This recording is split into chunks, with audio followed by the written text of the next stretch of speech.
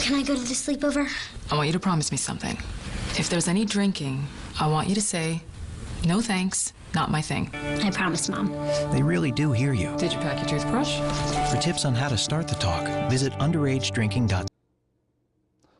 Hello, welcome to Spotlight ETSU. I'm your host, Kenneth Medley. Today is a great show. It's going to be our last one of the fall.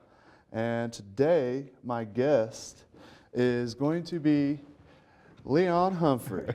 What's up, Kenny? Thank you for having me, man. Thank you. Thank you very much for everything you've done for the show this semester, man. Let me go ahead and just say that. For everybody out there who don't know, Leon's been one of our behind the camera guys this semester. He's been shadowing most of what I do and learning how to book guests and some of the topic matter and how we deal with it behind camera. And that's because slowly, next semester, Leon is going to transition to take over the show. And we're going to take this opportunity to get to know Leon a little better. And I'm just going to go ahead, throw it out there. Where are you from? Major, minor? How long you been up here in East Tennessee? Give me the goods. Awesome. Well, again, Leon Humphrey Jr. My major is media communications with a concentration of radio, television, and film. I'm minor in Africana studies. And I'm originally from Knoxville. I really hate the school that's down the street that wears that ugly orange. I'm just kidding. But my dad works at UT. But I originally came to East Tennessee State University to play football. I was on the football team, the first class back to play football here. But you know, unlucky chances had came upon, and especially I had issues with injuries. And you know, if you're always injured, you can't produce. And if you can't produce, you can't play. And so I decided to leave the team around in 2015. Yes, 2015. And then, but that year I had made RTVF my major, and our supervisor, Tammy Hayes, was one of the the most influential people, especially. She has been amazing, and she kind of pushed me into the RTVF role, and I'm loving every minute of it. And now I'm working for Spotlight, having a great time, and especially just the experience, getting the experience, I'm loving it. And then with that, I also work for New Student Family Programs. I do a lot of stuff for student affairs at ETSU. So that's a little bit about me. So you came to ETSU like community oriented, already involved in the community with the football team and everything. How was that transition from the football team to radio, television, and film? And did you have any plans of doing the Tony Romo and going, oh, not playing anymore because I'm injured all the time, now I'm going to broadcast? Well, actually, I had an interest in TV ever since I was young. In elementary school, we had this news club. We done the school news show every morning. It was like, and it was before school. It was like we came in early that morning. We didn't do all the technical stuff and everything. Most of our teachers done the technical stuff, but I was a news anchor and everything. We'd always have to talk about what's for lunch that day. What's been going on around school, certain faculty and staff, little bios about them. And then my middle school at the time, Vine Middle School in Knoxville, Tennessee, we had an AV club from my 6th and 7th grade year and everything until funding had cut my 8th grade year. And so we didn't have it when I was in 8th grade. And so when that had hit, I kind of like fell, I guess, out of touch for a while, and then I went to high school and everything until my sophomore year in high school. My church had burned down. It was built back up around my junior to senior year in high school, and we had a new state-of-the-art AV system, and so we'd have to. So I joined the hospitality committee to work the AV system, and me and my younger brother were on that team, and getting back into working with audio, working with sound, working with communications, working with especially when you have to broadcast it to certain outlets like Facebook, and then broadcast it to our radio station in Knoxville. I was like, you know what? I may want to do this as a career, and so it's definitely one of my top choices as a career.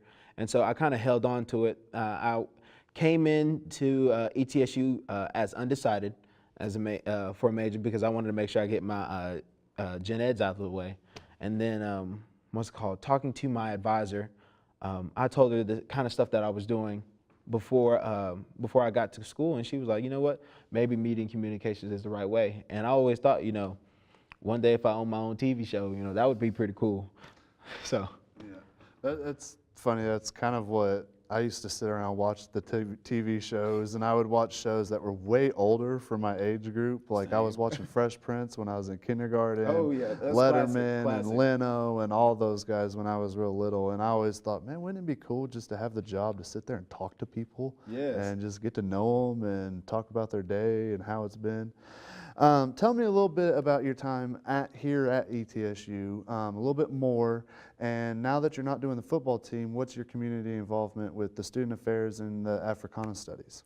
All right, awesome. I'm also in a historically African American fraternity, Phi Beta Sigma Fraternity Incorporated, Blue Phi, Go Mob. Also, regarding that, I also work in the Multicultural Center. I'm a student of Quest and what we have Preview. I'm an intern for New Student Family Programs. It's a office out of Student Affairs where we go out and help students get acclimated to campus through orientation and through our event called Preview. It's usually around 3 days for new students. We do a lot of fun events. This past year we have done a lip sync battle. We have done silent disco, but also we also kind of get them and teach them about diversity and teach them about, you know, what we expect here on ETSU campus and everything. What can you as a student expect here at ETSU campus, and what tools that you can utilize here at ETSU. One of the biggest things are we want to make sure that every student is comfortable and every student have a great first year experience, because the first year experience is very important on whether a student finishes at that university or not. And if not at that university, there's a high chance if that student leaves that university, they're not going back to school in general. Mm-hmm. And so, especially being an Africana Studies major, one of my main focus, especially African American students on PWI campuses. And PWI is a predominantly white institution. And ETSU is a predominantly white institution. 4% of our undergrad students, 4% of our undergrad students are black and everything. And so with that being said, I want to make sure, you know, how can we get those numbers up? We can talk about intake, retention, and everything. So like, what is the main focus for that? And that is also kind of something I might want to do in the future, especially work in student affairs. So I have two choices. I could either be, you know, be on TV or help students at university atmospheres. Both are great options, and I'm. You know what I'm hearing? What's up? A great opportunity for you to combine those two skills in order to use television production to reach your intended audience. Yes. See, and I could also do that, and so it's very. I love every minute of it, actually. Especially, I think quitting football, honestly, was one of the best decisions I've ever made, because I feel I'm more in tuned or intact with the community more so now. You're actually not the first college football player or college athlete that I've talked to that has done the same thing and said the same thing. So a lot of them say that sports in college is too much like a full-time job while you're trying to go to school. Oh, yes. Good gracious. Good gracious, and especially being, because I was preferred walk-on. The majority of us, since we were a new team, were preferred walk-ons or partial scholarship owners. And being it a full-time job, I'm a preferred walk-on. I'm not getting a scholarship. So it's like a job that you're not getting paid for. And I don't have time for that, because, you know, I obviously like to eat. I obviously like to, you know, go out and buy stuff. So yes, I had to do what's best, and honestly, it was for the best. So. All right, well, let me ask you something. Those are some pretty heavy subjects that you're into here, and I always like to ask people when they're involved in organizations, what do you hope to get from the organizations, and most importantly, what do you hope to give back? All right, so one of the main things that I hope to get from organizations is, I would say, education. Learning a different aspect of life that I didn't know before. Especially when I joined my fraternity. My dad is in the same fraternity. And so it meant a lot to me that growing up, my dad he didn't push it on me. He said that, you know, he's like, you know, you don't always have to join a fraternity. You don't, and like, the real truth is you don't have to join a fraternity to be better or to be this or be that. One of the biggest things were, especially being in a fraternity helped me network a lot better, get me a little bit more organized. And especially with that being said, he told me, you know, research these organizations before you even join. Because a lot of Greek students, actually, a lot of Greek students sometimes just join for the, you know, fellowship aspect. And which the fellowship aspect is a great aspect, but the main reasons why fraternities were made were for the advancement of people, and especially for the National Panhellenic Council, which is the historically black fraternity sorority life. We were here for the advancement of African American people. And so it was to create a system that not only educated their members, filled their members with fellowship and brotherhood and sisterhood, it was also to serve their community members as a good citizen. Especially being a preview leader and now a polo intern, new student family programs intern, I learned a whole lot more. Heather Levesque is a wonderful woman, and she taught me, you know, the greatness of student affairs and, you know, how to help students get acclimated to campus, and that's very important to her, and now it's important to me. And so just learning, that's pretty much it, really. I want to say just thank you from a student to another student for being so heavily involved with the campus and the community, because one thing I think that's very important that we learn here at ETSU is that it's really about the community that you're involved with and the community that you're a part of, and ETSU really pushes you to be more within that community. We're about to take a quick break, and when we come back, we're going to flip the script a little bit. Leon's going to interview me for a few minutes, and then I would like to bring a couple other members of our crew back here that are behind the camera and shine the ETSU spotlight on the ETSU Spotlight crew. So stay with us. I'm a retired school psychologist, and helping people was my thing. I was very independent and thought I could take care of myself. I fell and I had to have Meals on Wheels. After my stroke, when Meals on Wheels started, I was on the other end of the stick, so to speak. Meals on Wheels coming to my door as someone who's housebound, having someone check on me, assures me that I'm not forgotten. Meals on Wheels has given me a mode of freedom that I wouldn't have otherwise. We're the clients. We are the clients. We are the clients of Meals on Wheels. America, let's do lunch. 1 in 6 seniors faces the threat of hunger, and millions more live in isolation. Drop off a hot meal and say a quick hello. Volunteer by donating your lunch break at americaletsdolunch.org. So how was work? It was 1,300 hours. My math class from 302 was in the trenches. Davy Roth had it the worst. Fractions were coming at him left and right. He just didn't get the damn things. 2 days ago, I tried to teach him what 1/4 of 1/2 was using different sizes of blocks. Yesterday, I tried again by dividing up pizza. Both missions failed. Oh no.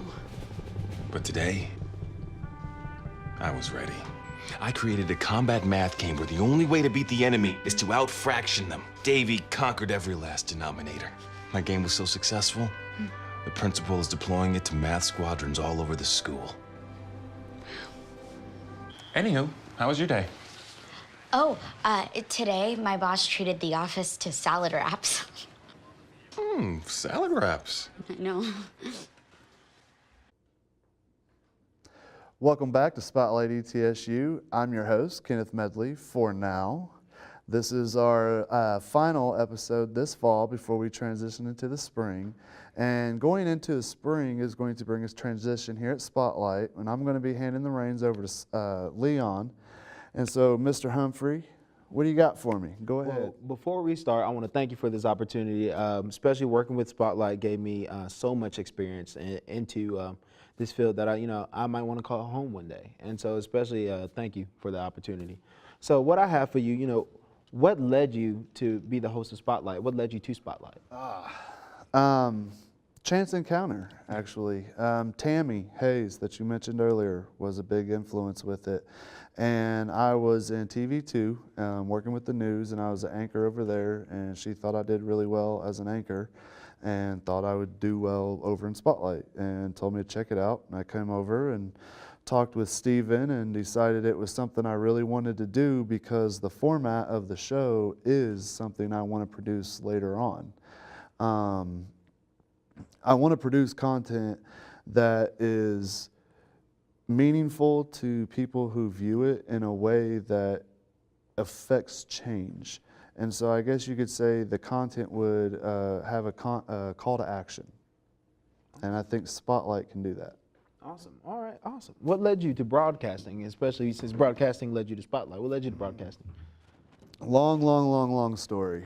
Like I mentioned before the break, I've always loved television and stuff like that. I've been into it. I feel like after taking mass media in society, that television kind of raised me to an extent. My parents were involved, but they were also busy. And so when they were off doing their thing and whatnot, the TV was my caretaker, I guess you could say. And I always thought it'd be cool to be on TV and to do shows and stuff like that. And I didn't know how to do it. And so coming out of high school, I didn't have the money for college or scholarships or any of that stuff. So I joined the military. And that was the only goal I had ever had up to that point. And when I achieved it, I kind of sat there and said, what now? I didn't know what I was going to do next. And I'd been in for about 9 years. I was on my third deployment, probably about 34 months total downrange in combat zones at that point. And a journalist, photojournalist, got embedded with our unit, and it was my job to make sure he didn't die. I had to escort him around and chow, showers, wherever he went, I went. And when we were outside the wire, my job was literally just to make sure he didn't die. And in doing so, for a few months, I got to know him really well. And he became very influential in my life and still is to this day. And he was the one who really motivated me, saying that I was talented enough to do this. And I realized at that time I had the financial means to go to college. And I decided to get out of the Army, go to school for journalism. And that led me in, I changed minors 4 times before I landed to RTVF, which is where I get my broadcast influence from in my journalism career. And that is the shortest version of the story. All right, awesome. You remember, we were in mass media and society together. I remember that was a great class. So what were your other minors before RTVF? My first was art, because I really originally came to school for photojournalism. And at ETSU, you can't major in photojournalism. And so I chose journalism. And then I changed my minor from art to digital media because I can't draw. And then they wanted me to draw in digital media. And so I can't draw. And I ended up changing. I had decided on English, and I was going in to change it to English. And along the way, I don't know, I stopped and talked to somebody. And by the time I ended up in the office to change it to English, it changed to RTVF. All right. So my last question to you is, what's next? What's after this semester? Well, I'm sure everybody's been noticing these bright red and black shoes that I got on. Man. Oh yeah. I got hooked up, shout out, Bike Shop, Johnson City. I want to take a head role or a lead role in producing mountain biking and bicycling content in the community, since it's becoming such an impactful economic player in the community. And I see it as a way to revive somewhat of a lost economy in such a diverse, historical and just populated area. You don't find a better eclectic group of folks than here in Johnson City. And I want to be at the forefront of that biking activism and media content publication. Awesome.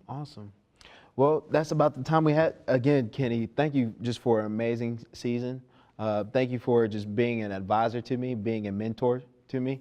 And so we're going to go to break. Next time we come back and everything, we're going to interview our other Spotlight workers. And so we're going to have an amazing time together. You know, we're going to be in it for a long time. So guys, thank you for watching Spotlight. So just remember, be here right after the break. You're watching Spotlight. You have a great time, all right?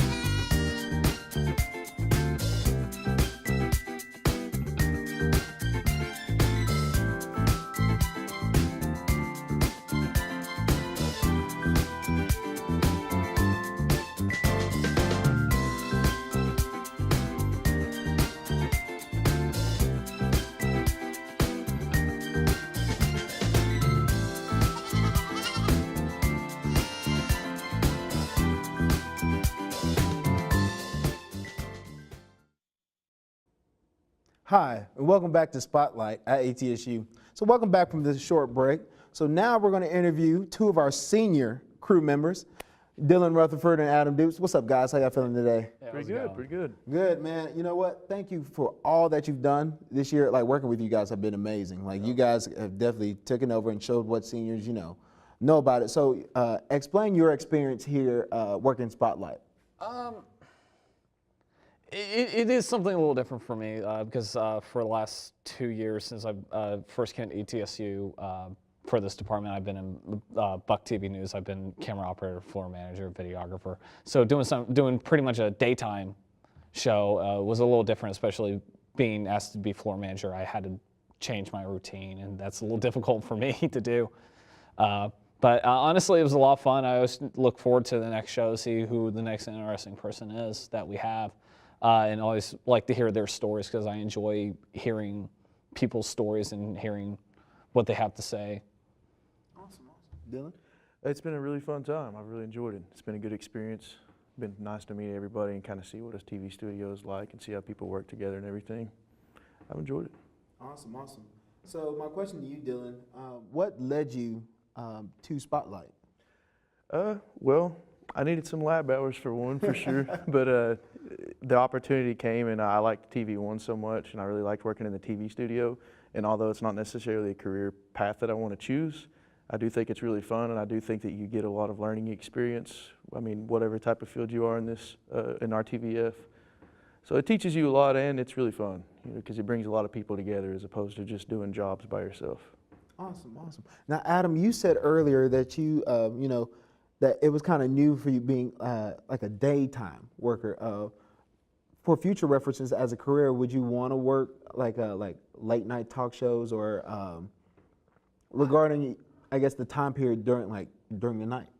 Well, I don't sleep as it is, so Understandable. Honestly, it wouldn't be a bad experience to do late night talk shows. I do, but for me personally, like I love being in front of camera, but I really like just being behind the scenes because I feel like I have more ounce of control, to be able to make things work and then see where it comes together after that and just like see what happens from there. But for me personally, short-term work in news, long-term Hollywood. Awesome. All right, so as seniors here at ETSU in the Media Communications Department, they have to create a project, what we call Capstone. That is our final project as seniors. And I was wondering, you guys are in Capstone, correct? Yeah. What are your Capstone projects? You go first. Mine is a music video for the band I play in called Navajo Witch. We're somewhat of a heavier band, and it's, I wouldn't say music video or short film, but it's kind of a combination of both. It has somewhat of a goofy premise from the start, and then out of nowhere our band starts playing in the performance, and the character at the end ends up tying into where we're playing. And yeah, it's the best way I can explain it. What instrument do you play, by the way? I play bass. Nice. Yeah. Awesome, awesome. How about you, Adam? Mine is a movie called Pitch. It's a short film. It's a revenge thriller that kind of invokes like the ones from the 1970s. I'm a huge fan of, especially like sleaze thrillers. Are a lot of I enjoy like Taxi Driver. I write and direct it, but I also star in it. I'm a writer who is rejected by a producer. His script, he then finds out his script had been stolen by this producer, so he decides to get revenge on him and force him into a game of what he calls pitch. He has to pitch a movie idea within a minute or less, otherwise he will constantly lose a body part. Bring the kids. Awesome, awesome. All right, so usually Capstone is also shown, I guess, is that reel to reel? Last year it was at reel to reel, correct? Now, will there be a viewing for you all's Capstone projects at all? Actually, I heard that there is, and if I'm not mistaken, it's going to be March 13th at Reel to Reel. They do not have the permission to take under the name Made in East Tennessee anymore, evidently. But they're going to call it Buccaneer Film Festival, if I'm not mistaken, and then the tagline's going to be Made in East Tennessee. So it'll essentially be the same thing. All right. Looking forward to it. All right. One last thing I want to ask you guys: what would you want to? What legacy would you want to leave behind for students who want to be in RTVF?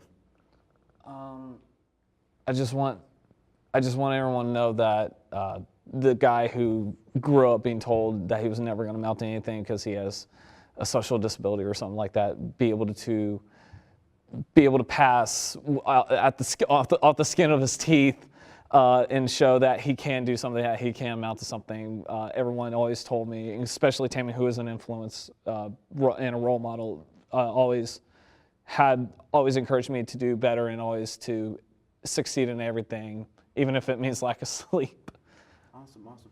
Well, that's all the time that we have. Thank you guys for a great season. Thank you, Kenneth Medley, man, he's the man. And thank you, Jonathan Jones, for also giving me this opportunity.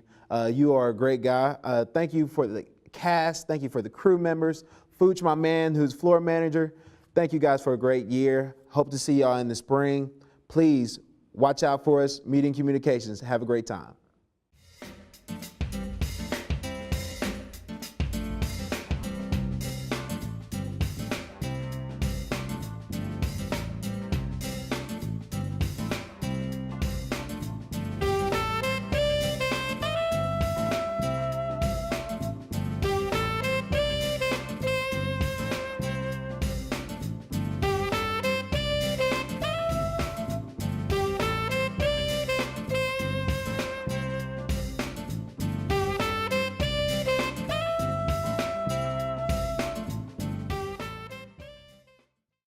Where are you headed? Just gonna hang out. If any of your buddies ever pressure you to take a drink, just tell them you promised your dad you wouldn't. I promise. Love you too, Dad. They really do hear you. For tips on what to say, visit underagedrinking.samhsa.com.